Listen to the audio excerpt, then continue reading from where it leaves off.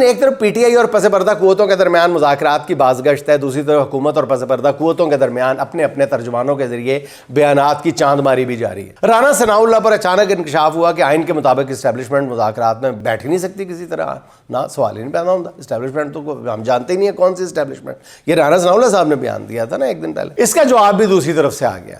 محترم جناب منیب فاروق صاحب کا کہنا یہ ہے کہ عمران خان کی پیرول پر رہائی کا فیصلہ رانا ثناء اللہ یا شہباز شریف نے نہیں کرنا، بلکہ اس کا فیصلہ پاکستان کی اسٹیبلشمنٹ کرے گی۔ منیب فاروق مزید کہتے ہیں کہ اس وقت جو صورتحال بنی ہوئی ہے اس میں عمران خان تصفیے کے موڈ میں نظر نہیں آتے۔ اب سرکاری ترجمانوں کو مذاکرات کے اعلان سے ہی جس طرح کے مشکلات درپیش ہیں، مجھے لگتا ہے کہ جیسے ہی باضابطہ مذاکرات شروع ہو گئے کوئی حکومتی ترجمان پریشانی میں صرف ہی نہ کھا لے۔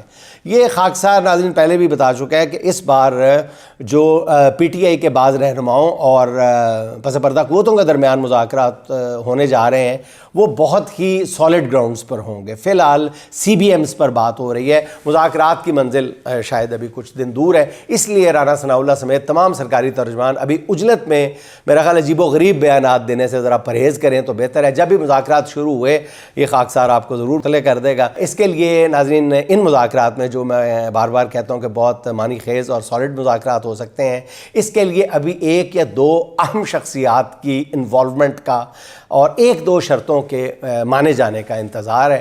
آگے دیکھیں پھر کیا ہوتا ہے۔